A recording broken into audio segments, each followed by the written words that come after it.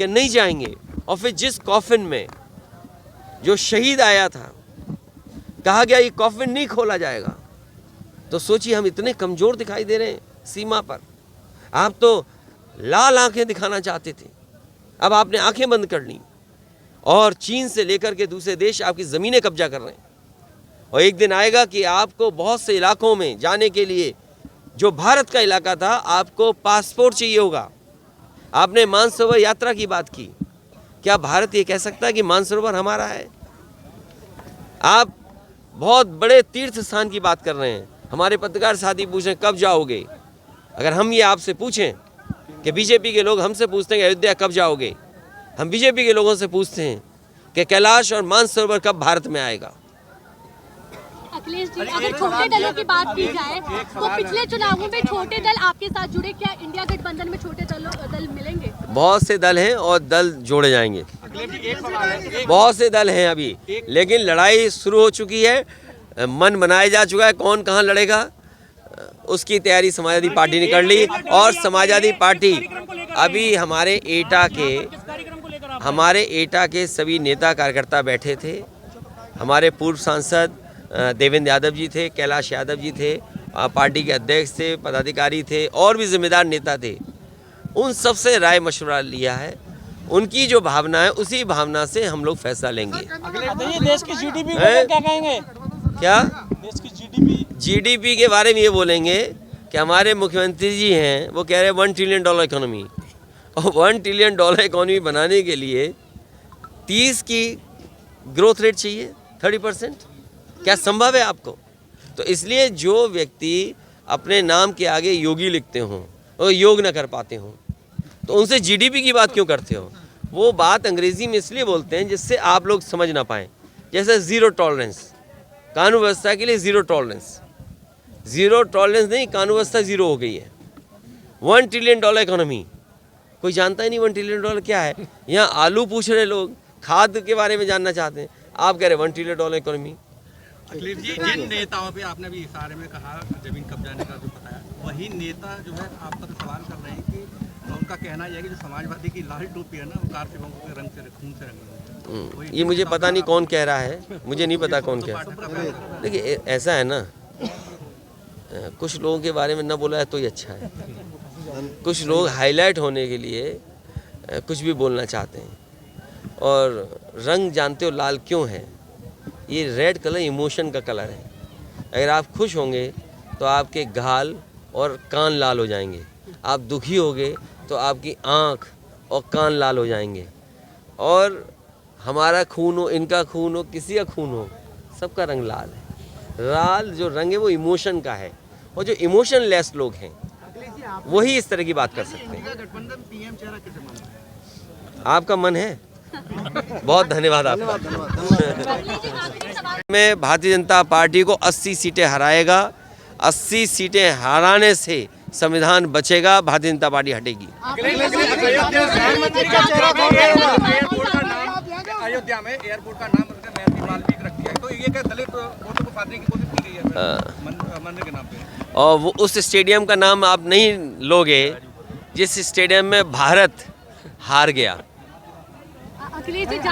एक नाम बदलने से भारत हार गया।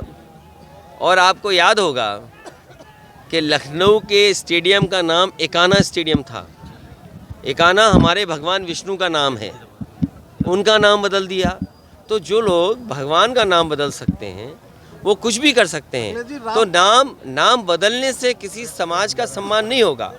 उनकी आबादी की गिनती हो और आबादी के हिसाब से हक और सम्मान मिले, चाहे वो हमारे दलित भाई हों, चाहे पिछड़े हों, चाहे अल्पसंख्यक हों, चाहे आदिवासी हों, या जो पीड़ित अगड़े हों, या जिनके साथ भेदभाव हो रहा है अगड़े, वो भी आएँ। ये पीडीए में वो लोग भी शामिल हैं। अखिलेश जी, आपने पीडीए की बात की, आप एक नया फॉर्मूला लेके आए, जातीय जनगणना की बात लगातार चल रही है।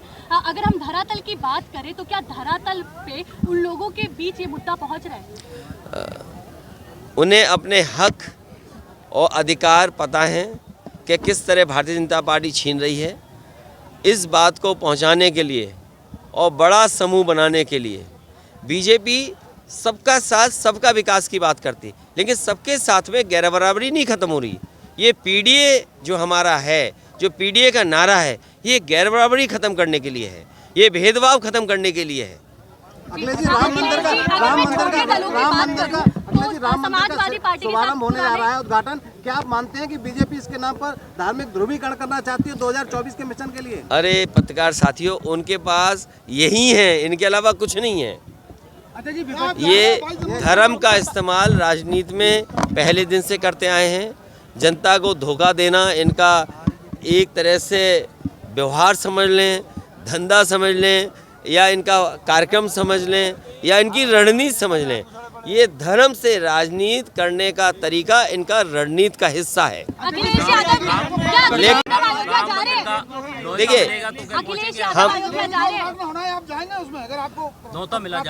देखिए आप लोग भी समझदार लोग हैं और बहुत जागरूक हैं। हमारी परंपरा में या हमारे पूर्वज यही कहते हैं कि जब भगवान बुलाते हैं तो सब जाते हैं, और कब किसको भगवान बुला लें ये किसको पता है। आज अगर ये बात गलत हो तो बताओ। आज अयोध्या ना आए, अपने घर पे ही दीपक जलाएं, ये पीएम का बयान है। नहीं, देखिए, लोग अयोध्या जाएंगे, लोग भगवान श्री राम के दर्शन करने जाएंगे, भगवान श्री राम जी के परिवार जो है उनका दर्शन करेंगे, तो लोग तो जाएंगे, और ये लोग जाएंगे जिनको भगवान बुलाएंगे, और जब जिसका समय आएगा वो जाएगा। आज रेल के किराए बढ़ा दिए गए हैं, आज रेल का किराया हर बार का बढ़ा दिया है। तो सोचिए, अरे मेरे साथी ये सही बताया, तो मेरे दिमाग से निकल गई बात। और रेल का उद्घाटन नहीं किया प्रधानमंत्री हाँ, जी ने। देखिए आप, प्रधानमंत्री जी कह रहे ये यात्रा वो यात्रा, लेकिन ये नहीं बताया गया ये सब यात्राएं महंगी होने जा रही हैं। उन्होंने पूरे देश की यात्राएं बताई कि ये यात्रा यहाँ की सबरीमलाई की यात्रा, अरुणाचल की यात्रा, 14 कोसी यात्रा, आपके कलकत्ता के लोग आएंगे, रामेश्वरम से लोग आएंगे, सब यात्राएं उन्होंने बताई।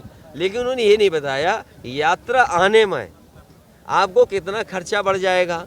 और फिर आप बताइए, चाय महंगी होगी कि नहीं होगी महंगी? ईंट महंगी होगी कि नहीं महंगी? आज ईंट की कीमत क्या है और चाय कितनी महंगी हो गई? महंगाई चरम सीमा पर है, लोगों के हाथ में नौकरी रोजगार नहीं है।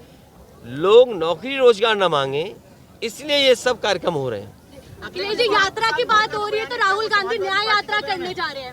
देखिए, चुनाव के समय हर व्यक्ति यात्रा करता है या कार्यक्रम करता है, और ये कार्यक्रम इसी तरह चलते हैं पॉलिटिकल पार्टीज में। जब यात्रा पहुंचेगी तो अखिलेश यादव साथ होंगे।